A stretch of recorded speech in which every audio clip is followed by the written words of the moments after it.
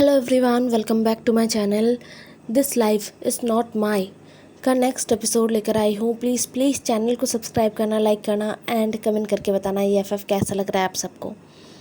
तो first episode में हमने देखा था कैसे विंग अपनी जान खुद दे देता है। वो अपनी ज़िंदगी से परेशान हो चुका था, उसकी ज़िंदगी में सिर्फ़ और सिर्फ दर्द था। उसने अपना सब कुछ खो दिया था, इसीलिए उसने अपना जान लेने का कोशिश किया, लेकिन शायद ऐसा हुआ नहीं, क्योंकि जब उसने अपनी आँखों को खोला तब उसे महसूस हुआ कि वो ज़िंदा है। लेकिन वो है कहाँ ये जगह, और दो बच्चे जो उसे माँ कह रहे थे, और लान वांगजी, राजकुमार लान वांगजी, वो भी यहाँ पर है। सिर्फ विंग राजकुमार लान वांगजी को ही पहचानता है, लेकिन उनमें भी कुछ अलग है, जैसा कि विंग उन्हें नहीं पहचान पा रहा है। विंग कहाँ पर है? विंग के दिमाग में ये सारे सवाल थे। तो अब हम आगे देखते हैं। पूरा एक दिन गुजर चुका था और विंग को इस एक दिन में पता चल गया था कि वो किसी सपने में नहीं है। वो कोई सपना नहीं जी रहा है, ये हकीकत है। जो भी हो रहा है ये सब हकीकत है। विंग शुरुआत से ही बहुत ज़्यादा समझदार है। बचपन से उसे हर वो चीज़ बहुत आसानी से समझ आ जाता है जो लोगों को बहुत मुश्किल लगता है। और सबसे ज़रूरी बात, वो उन चीज़ों को भी समझता है जो आम इंसान नहीं समझ पाता। शायद इसलिए लैन क्लैन में विंग को अच्छी तरीके से नहीं देखा गया था, क्योंकि वो चीज़ों को बहुत गहराई से देखता था। जहाँ पर लैन क्लैन में ये उनका रूल्स था कि जो जैसे चल रहा है उसे वैसे ही चलने देना चाहिए, खासकर कल्टीवेशन को लेकर। डेमोनिक कल्टीवेशन करते वक्त विंग ने बहुत कुछ जाना था, तो उसे अभी थोड़ा बहुत अंदाज़ा हो गया है उसके साथ क्या हुआ हो सकता है। विंग ने अपने आँखों को खोला और आसपास देखा। नहीं, अभी कोई नहीं है। ये कमरा बहुत बड़ा है। विंग को उठना है, देखना है कि क्या वो जो सोच रहा है वो सच है या नहीं, लेकिन वो उठ नहीं पा रहा है। उसका शरीर अभी भी उसके काबू में नहीं है। अभी भी वो अपने शरीर को हिला नहीं पा रहा है। धीरे धीरे सुबह का रोशनी कमरे के अंदर आने लगा। विंग ने रोशनी देखा और उसे समझ आया कि हाँ, सुबह हो रहा है। तभी कमरे का दरवाज़ा खुला और विंग ने उस तरफ देखा। हाँ, वह अभी अपना सर हिला पा रहा था। तो विंग ने उस तरफ देखा, दरवाजे की तरफ, और दो छोटे छोटे लैंस अंदर आए। विंग के चेहरे पर ना चाहते हुए भी थोड़ा सा मुस्कुराहट आ गया, थोड़ा सा तसल्ली कि हाँ, वो यहाँ पर अकेला नहीं है। वो दो और कोई नहीं, वही बच्चे हैं जिन्होंने विंग को माँ कहा था। वो अभी भी चिल्ला रहे थे और कह रहे थे, माँ आप उठ गए। दोनों एक साथ कह रहे थे। जो छोटा वाला बच्चा है वो थोड़ा ज़्यादा चंचल लग रहा है, क्योंकि वो उछल रहा था। वो शांत नहीं है बिल्कुल भी। विंग को समझ आया। और जो बड़ा है वो शांत है, लेकिन फिर भी उसकी आंखों में अलग चमक है। विंग जो कुछ कह नहीं पा रहा था, तो उसने बस मुस्कुराया। दोनों बच्चे बिस्तर पर उठकर अपने माँ के पास आ गए थे, मतलब विंग के पास। छोटा वाला जो बच्चा है, जो 5 साल का है, वो तुरंत विंग के सीने पर अपना सर रख के लेट जाता है। विंग को तुरंत बहुत गर्माहट महसूस होता है, बहुत ज़्यादा। आखिरी बार उसने ऐसा गर्माहट कब महसूस किया था? विंग ने अपने मन में सोचने का कोशिश किया, तो उसे समझ आया कि आखिरी बार जब युआन ने उसे गले लगाया तब उसने ऐसा गर्माहट महसूस किया था। लेकिन बच्चों के बातों ने विंग को ज़्यादा सोचने नहीं दिया। जो बड़ा बच्चा है उसने कहा, शिजुई, माँ को दर्द होगा, तुम उनके सीने पर ऐसे मत लेटो। अभी उनका शरीर सही नहीं है, वो बहुत कमज़ोर है। जिसे सुनकर शिजुई ने तुरंत अपना सर ऊपर उठाया और विंग की तरफ देखा। शिजुई की आंखों में थोड़ा उदासी आ गया था और साथ में वो विंग को अपने बड़े बड़े आँखों से बार बार देख रहा था, जैसे कि वो पूछना चाहता है क्या उसके बड़े भाई ने जो कहा वो सच है।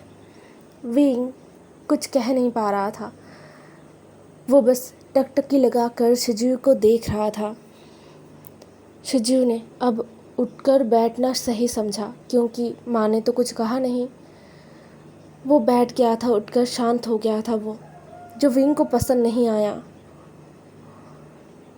अब युआन थोड़ा झुकता है और कहता है, माँ, बाबा जल्दी आएंगे और आपको वो तैयार कर देंगे। ये कहते हुए उसने थोड़ा अपना मुंह फुलाया और कहा, आपको पता है, मैंने बाबा से कहा कि मैं आपको तैयार कर दूंगा, लेकिन बाबा ने कहा कि मैं ऐसा नहीं कर सकता, मैं अभी बहुत छोटा हूँ।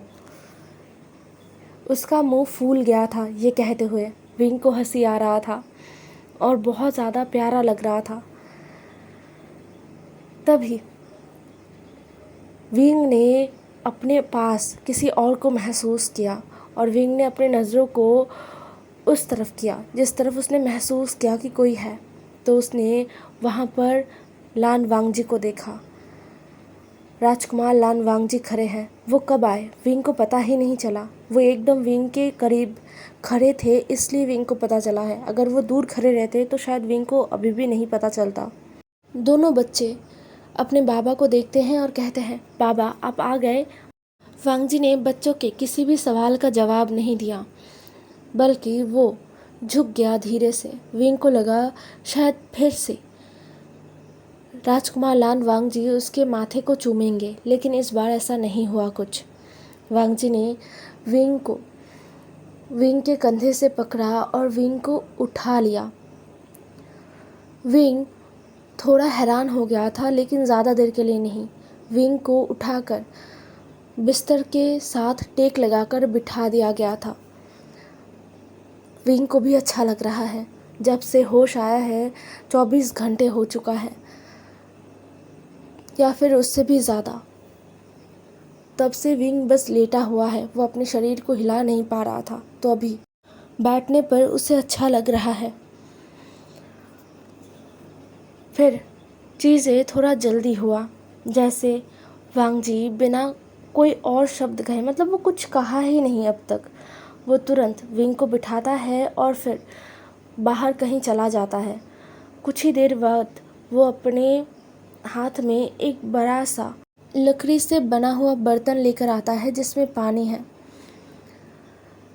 और एक साफ कपड़ा, जिसे भिगोकर राजकुमार लान वांगजी ने विंग के चेहरे को पोंछ दिया, विंग के गले को भी पोंछ दिया और फिर विंग के हाथों को पोंछकर लान वांगजी रुका और बच्चों की तरफ देखते हुए कहा, तुम दोनों जाओ, खाने का वक्त हो गया है और खाना खाने के बाद तुरंत अपने अपने क्लासेस में जाओगे। समझ में आया? दोनों बच्चे साफ साफ नहीं जाना चाहते थे। उनके आंखों में ऐसा था कि वो नहीं जाना चाहते थे, वो यहाँ पर रुकना चाहते हैं, लेकिन उन्होंने कुछ नहीं कहा। उदासी से वो दोनों नीचे उतर गए बिस्तर से और एक बार फिर विंग की तरफ देखते हुए वो दोनों निकल गए चुपचाप।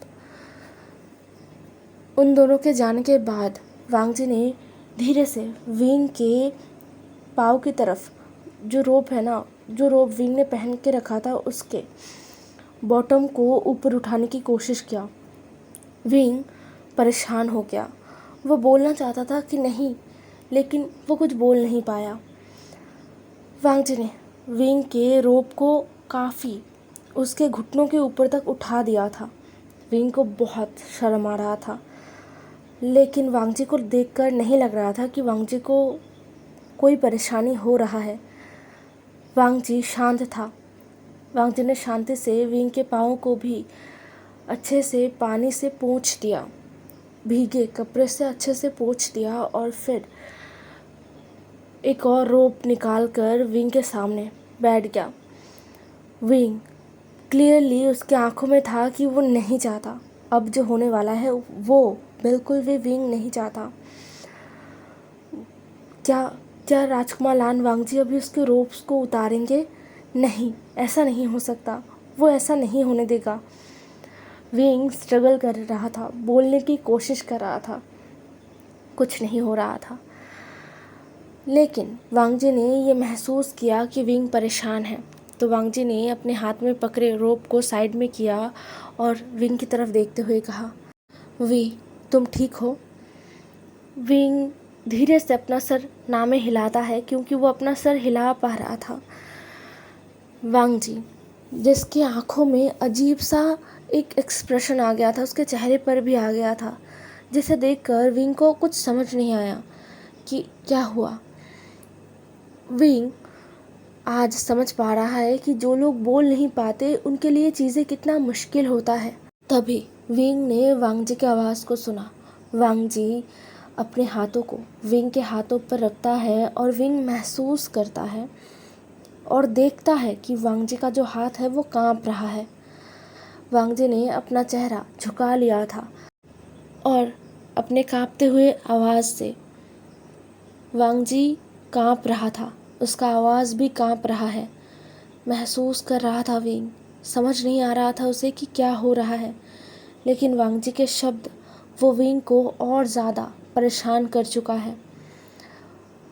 वांगजी ने कहा, मुझे माफ़ कर दो, ये सब जो भी हुआ है ये सब मेरी वजह से हुआ है, मुझे माफ़ कर दो विंग, मैंने तुम्हारा ध्यान नहीं रखा, तुम मेरी जिम्मेदारी हो, लेकिन मैंने तुम्हारा ध्यान नहीं रखा, जबकि मुझे पता है कि ये जगह तुम्हारे लिए कितना ख़तरनाक है, लेकिन फिर भी मैंने तुम्हारा ध्यान नहीं रखा, मैं तुम्हें बिना बोले चला गया, मुझे माफ़ कर दो।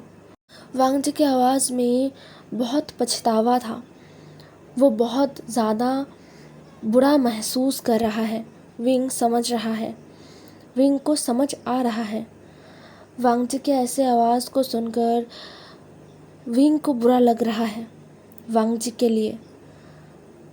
विंग वांगजी को देख रहा है, लेकिन वो कुछ कह नहीं पा रहा है।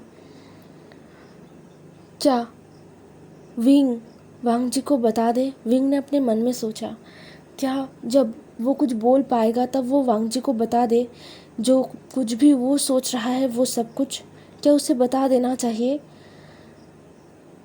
फिर विंग ने अपने मन में सोचा, पहले उसे सब कुछ समझना होगा कि यहाँ पर चल क्या रहा है, और फिर वो सोचेगा कि आगे क्या करना है। विंग ने अपने मन में ये सोचा और वांगजी को देखा। वांगजी ने अब अपना एक हाथ विंग के हाथ से हटाया और अपने आंसुओं को पोंछा। उसके आंखों में आंसू आ गए थे, तो उसने उन आंसुओं को पोंछा। विंग हैरान है। लान वांगजी, हंगवनचुन, वो रो रहे हैं, वो भी विंग के सामने। क्या विंग इतना ज़्यादा ज़रूरी है उनके लिए? नहीं, विंग और सोच नहीं पाया, क्योंकि वांगजी ने अपने आंसुओं को पोंछा और विंग की तरफ देखा, एकदम विंग की आंखों में, जिस वजह से विंग ने भी वांगजी की आंखों में देखा। वो दोनों एक दूसरे के आंखों में देख रहे थे। वांगजी की आंखों में जो अपनापन था, जो अजीब सा एक एक गहरा खिंचाव था, जो विंग ने कभी महसूस नहीं किया, मरने से पहले कभी महसूस नहीं किया। वो हमेशा वांगजी को इस तरीके से देखना चाहता था मरने से पहले, है ना? लेकिन ऐसा कभी हुआ नहीं। कभी विंग वांगजी को अपने दिल की बात बता ही नहीं पाया, लेकिन वो खुश है कि मरने से पहले वांगजी आखिरकार विंग का दोस्त तो बन गया था।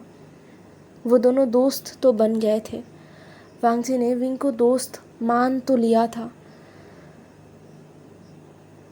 विंग ये सब कुछ सोच रहा था और वांगजी के उन आँखों को देख रहा था, जिसमें दर्द था, जिसमें एक अपनापन था, जिसमें विंग को खींचने का एक अलग शक्ति था।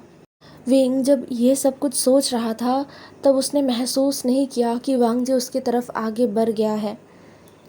वो जब तक महसूस करता, तब तक उसके होठों पर, उसके वो सूखे हुए होठों पर बहुत नरम और गर्म कुछ उसे महसूस हुआ, और विंग ने अपने आँखों को फैला लिया था। विंग थोड़ा सा अपना चेहरा हिलाने की कोशिश करता है, लेकिन वांगजी ने विंग का गर्दन पकड़ लिया था एक हाथ से और दूसरे हाथ से वो विंग के चेहरे को सहला रहा था। विंग ज़्यादा देर अपने आँखों को खुला नहीं रख पाया। उसे नहीं पता कैसे, लेकिन उसने अपने आँखों को बंद कर लिया और एक ऐसे एहसास में खो गया है जो उसके लिए नया है, एकदम नया है। वांग जी विंग को चूम रहा था। विंग के होठों को वो चूमे जा रहा था बार बार। विंग के दोनों होठों को बारी बारी से वो चूम रहा था। वांग जी ने भी अपनी आँखों को बंद कर लिया था। विंग महसूस कर रहा था कि ये कितना ज़्यादा गर्माहट भरा है। उसका दिल बहुत गर्म हो रहा है। उसका वो ठंडा पड़ा हुआ दिल जिसमें बस निराशा है, वो गर्म हो रहा है। और विंग के आँखों से आंसू के बूंद एक एक करके गिरने लगे इस गर्माहट को पाकर। कुछ देर बाद वांग जी विंग से अलग हुआ और वांग जी ने विंग के आंसुओं को पोंछा जो उसके आँखों से गिर रहे थे। विंग ने अब धीरे धीरे अपने आँखों को खोला। उसने देखा कि वांग जी उसकी तरफ देख रहा है और फिर वांग जी ने कहा, मुझे माफ़ कर दो वी, मुझे माफ़ कर दो। मुझे पता है कि तुम्हें बुरा लगा है, लेकिन मैं खुद को रोक नहीं पाऊँगा। मैं खुद को रोक नहीं पा रहा हूँ। मैंने कोशिश किया, मैंने बहुत कोशिश किया, लेकिन मैं खुद को रोक नहीं पाया। मैं बहुत डरा हुआ हूँ।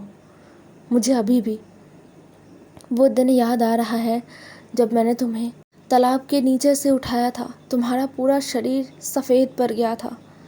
मैं बस उन चीज़ों को भुला नहीं पा रहा हूँ। मुझे माफ़ कर दो। ये कहते हुए वांग जी एक बार फिर विंग के करीब आया और इस बार उसने विंग को गले लगाया, एकदम कसकर गले लगाया। विंग लान वांग जी, राजकुमार लान वांग जी के दिल के धड़कन को महसूस कर रहा था। बहुत तेज़ धड़कन है ये, जिसे विंग महसूस कर रहा था। उसके बाद ज़्यादा कुछ हुआ नहीं, क्योंकि वांग जी ने कुछ देर विंग को गले लगा कर रखा और फिर वांग जी फिर से चुपचाप हो गया था। वांग जी ने विंग के रोब को उतार दिया और एक नया रोब विंग को पहना दिया था। फिर एक बार विंग को वांग जी ने सुला दिया।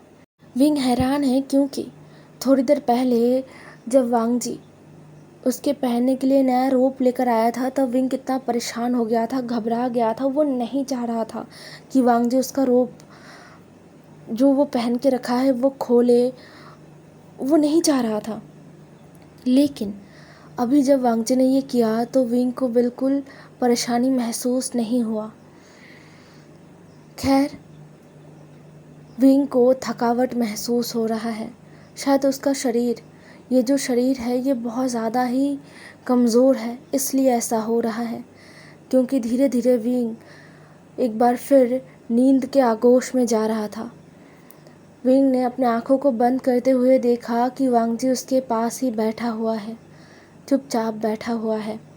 अब हमें विंग को दिखाया जाता है जो अंधेरे में है। एक बार फिर से अंधेरा, एक बार फिर से सब कुछ अंधेरा क्यों हो गया है। विंग अपने मन में ये सवाल करता है और फिर चिल्लाने की कोशिश करता है। इस बार वो बोल पा रहा था, वो बोल पा रहा है। विंग खुश हो गया, लेकिन फिर भी इस अंधेरे में वो बोल कर क्या करेगा। उसे तो कुछ दिख नहीं रहा है, कुछ भी नहीं दिख रहा है। नहीं, क्या वो रोशनी है? दूर वो रोशनी है ना? विंग ने खुद से सवाल किया और उस रोशनी की तरफ दौड़ना शुरू किया। वो बहुत दूर है, वो रोशनी बहुत दूर है, लेकिन विंग को पहुंचना है। उसे इस अंधेरे में नहीं रहना। उसे अंधेरा पसंद नहीं है, उसे बिल्कुल अंधेरा पसंद नहीं है। विंग ने अपने आप को बार बार ये कहा और वो दौड़ते हुए उस रोशनी की तरफ गया। बहुत देर तक दौड़ने के बाद आखिर में वो उस रोशनी के पास पहुंचा तो विंग ने देखा कि वो उसी कमरे में खड़ा है जिस कमरे में वो पिछले 24 घंटे से है। विंग को एक पल के लिए लगा क्या वो ठीक हो गया है, कि वो अपने शरीर को हिला पा रहा है। लेकिन तुरंत विंग को महसूस हुआ कि कुछ भी ऐसा नहीं है, क्योंकि उसने देखा कि उसके ही जैसे एक इंसान वो उस कमरे के अंदर आया। क्या वो विंग खुद है? विंग ने खुद से कहा, क्या ये मैं हूँ? नहीं, कुछ अलग है, क्योंकि जो विंग कमरे के अंदर आया था उसका चेहरा नरम नहीं था। उसके चेहरे पर वो मुस्कुराहट नहीं था जो विंग के चेहरे पर हमेशा रहा करता है, बल्कि एक बहुत बहुत अजीब सा चेहरा था, जैसे कि वो बहुत गुस्से में है, जैसे कि उसे हर एक चीज़ से नफ़रत है, उसे कोई भी चीज़ पसंद नहीं है। विंग गौर से उस विंग को देख रहा था जो कमरे के अंदर आया था। फिर विंग ने सुना कि माँ बुलाकर दो बच्चे कमरे के अंदर दौड़ कर आ रहे थे। ये तो शिजुई और युआन है। युआन जो हमेशा की तरह शांत था, लेकिन युआन वो उछल रहा था। वो सबसे पहले उस विंग के पास आया और उछलते हुए कहा, माँ, क्या क्या हम आज एक साथ खा सकते हैं? आज तो बाबा भी नहीं है, हम एक साथ खाएंगे।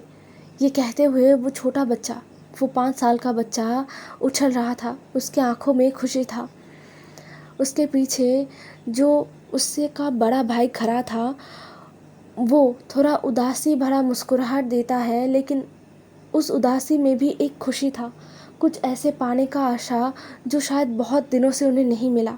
विंग गौर से देख रहा था इन तीनों को। विंग उस इंसान को देख रहा था जो उसकी तरह है। वो विंग जिसने तुरंत अपना हाथ शिजुई के हाथ से छुड़ा लिया और बिना कुछ बोले सीधा शिजुई के चेहरे पर एक थप्पड़ मार दिया। शिजुई जो गिर गया ज़मीन पर। उसके आंखों में तुरंत आंसू भर आए। उसके वो बड़े बड़े आंखें आंसुओं से भर गए।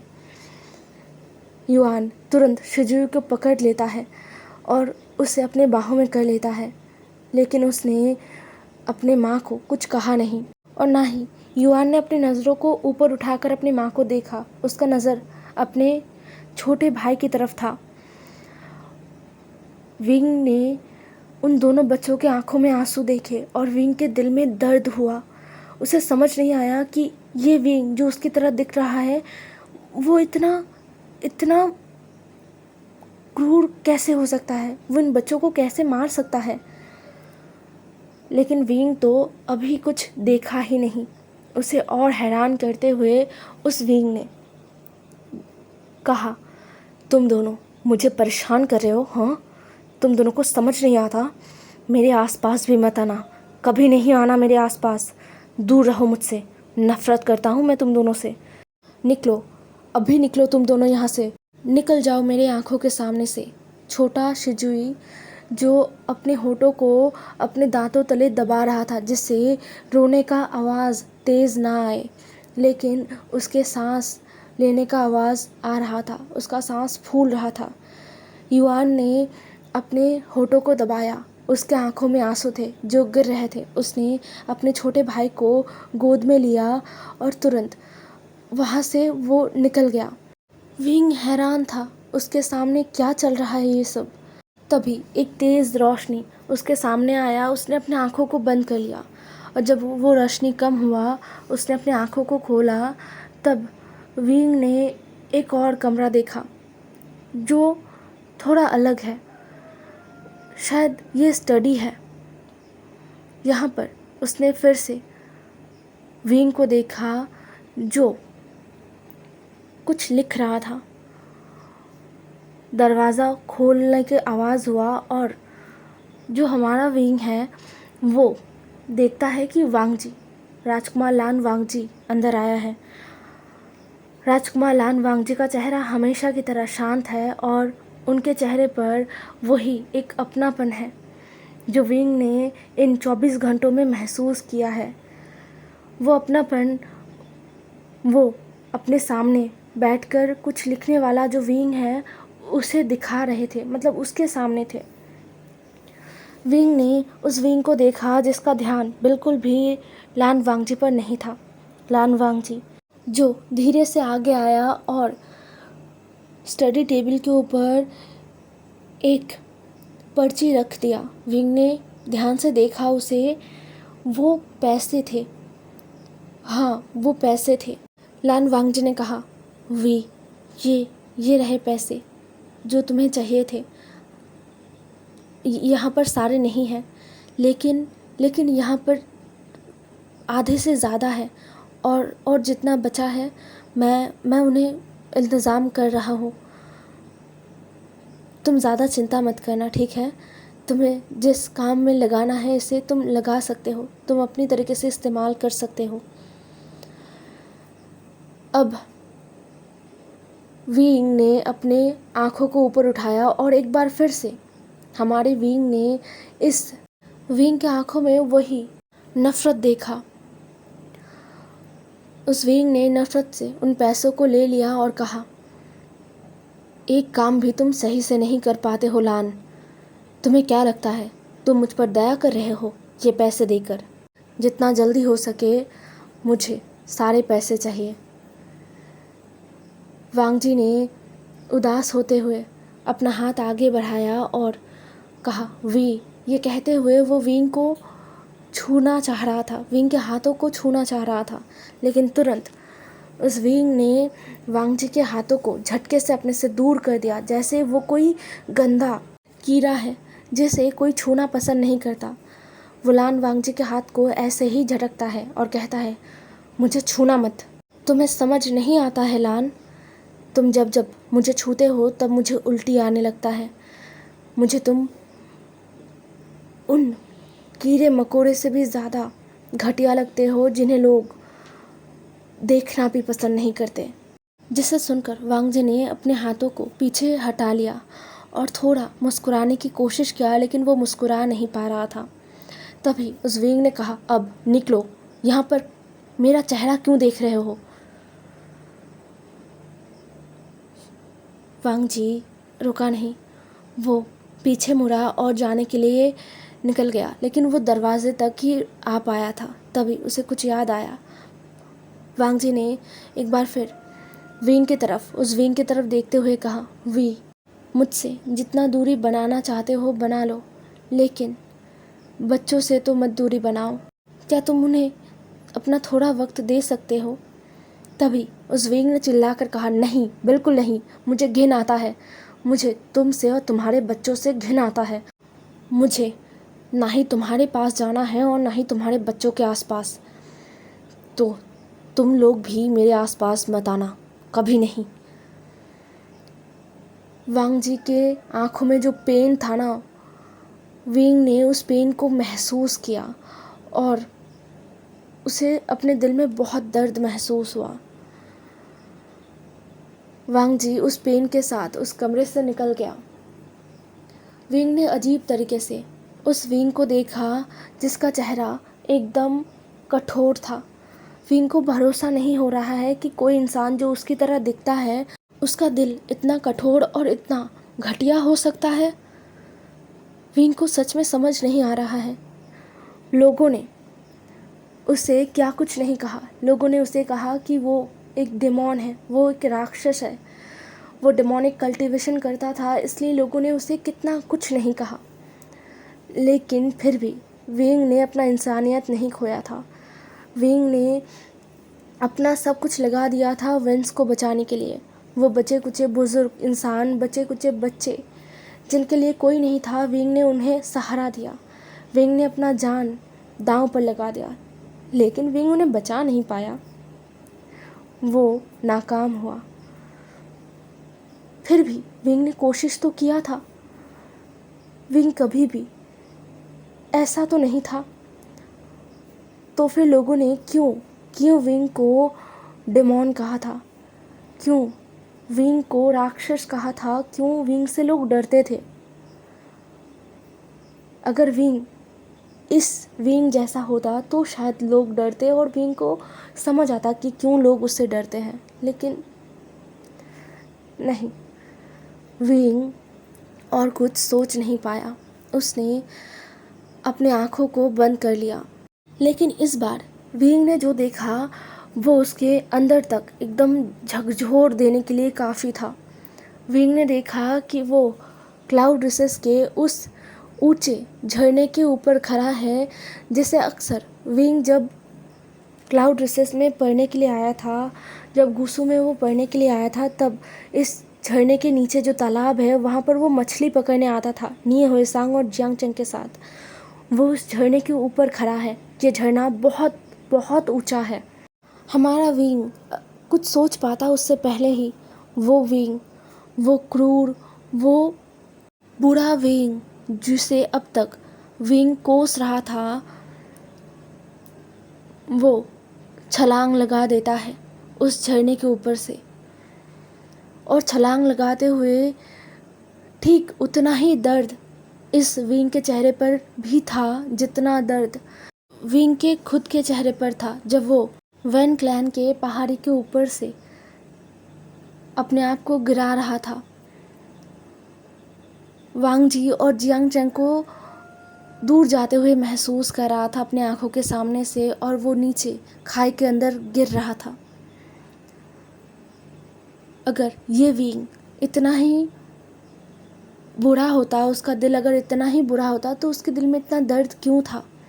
उसने खुद को इस ऊंचे पहाड़ी के चोटी से क्यों गिराया? वो क्यों खुदकुशी करना चाह रहा था? विंग के दिमाग में ये सब कुछ आया, और इन सारे सवालों का जवाब विंग के पास नहीं है। अगर इन सारे सवालों का जवाब किसी के पास है तो सिर्फ और सिर्फ उस विंग के पास है जिसने खुदकुशी करने का कोशिश किया है, जिसके शरीर में अभी हमारा विंग अटक गया है। विंग ने सोचा, क्या उस विंग का मतलब इस दुनिया का जो विंग है उसका आत्मा अभी भी आसपास है? अगर है तो विंग उसे महसूस कर पाएगा, अगर है तो विंग उसे बुला पाएगा। तब शायद विंग को पता चले कि चल क्या रहा है यहाँ पर। लेकिन हाँ, एक बात तो उसे समझ आ गया है कि वो किसी और दुनिया में आ गया है। किसी और दुनिया के विंग के शरीर के अंदर उसका आत्मा आ गया है, और उसे अभी इस दुनिया के विंग का जो आत्मा है उसे ढूंढना है। तभी शायद वो यहाँ से निकल पाए, शायद उसे पता चले कि यहाँ पर चल क्या रहा है। हे एवरीवन, आज का एपिसोड यहीं पर ख़त्म होता है। नेक्स्ट एपिसोड में मिलते हैं। ज़रूर बताना आज का एपिसोड कैसा लगा आप सबको। Bye bye.